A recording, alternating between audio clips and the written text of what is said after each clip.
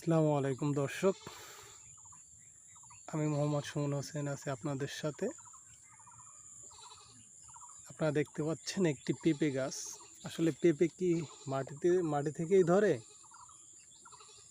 আপনারা দেখলে হয়তো বা বুঝতে পারবেন যে পেঁপে আসলেও মাটি থেকেই ধরে, তবে সব গাছে না, কিছু কিছু গাছে মাটি থেকেই মনে হয় ধরে। হ্যাঁ, আপনারা যারা পেঁপে চাষ করেন, পেঁপের গাছ কিভাবে ছোট রাখবেন, ছোট থেকে কিভাবে পেঁপে ধরাবেন, সেই বিষয়ে আমি আপনাদের একটু ধারণা দেব। অনেকে পেঁপের চাষ করেন, কিন্তু পেঁপের ফলন কিভাবে বাড়ানো যায়, পেঁপের গাছকে কিভাবে পরিচর্যা করতে হয়, গাছ কিভাবে খাটো থাকতেই পেঁপে ধরাইতে হয়, এ সম্বন্ধে অনেকেই জানেন না। তাদের জন্য এই ভিডিওটা দেখেন কি পরিমাণ ধরছে। আসলে পেঁপের গাছ আপনি যত ছোট রাখতে পারবেন, অর্থাৎ ছোট থেকে ধরাতে পারবেন, তত ফলন আপনি বেশি পাবেন।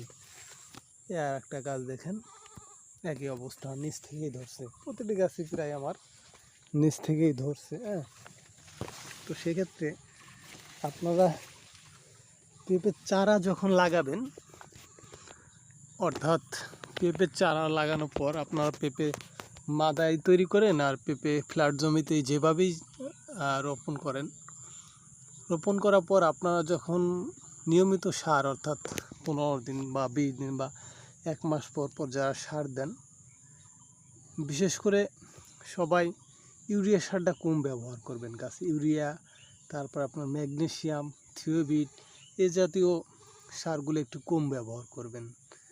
আর বেশি যেগুলো ব্যবহার করবেন সেটা হলো টিএসপি, এমওপি, বোরন। বোরন মাত্রা অতিরিক্ত ব্যবহার করবেন না, পরিমাণ মতো ব্যবহার করবেন। এ ধরনের জিঙ্ক, হ্যাঁ, জৈব উজ্জীবক আছে যেটা ওই যে হিউমিক অ্যাসিড, এ ধরনের ব্যবহার করবেন। এই যে আমার গাছ দেখেন, আমার গাছ কিন্তু বেশি একটা বড় হয় নাই, অথচ গাছের ফলনটা কিন্তু মাশাআল্লাহ। তো সবাই আমার ভিডিও দেখবেন, ভালো লাগলে কমেন্ট করবেন। আর কে কোথা থেকে দেখছেন, কার কেমন পেঁপে সবজি চাষ ভালো হয়েছে, সবাই শেয়ার করবেন।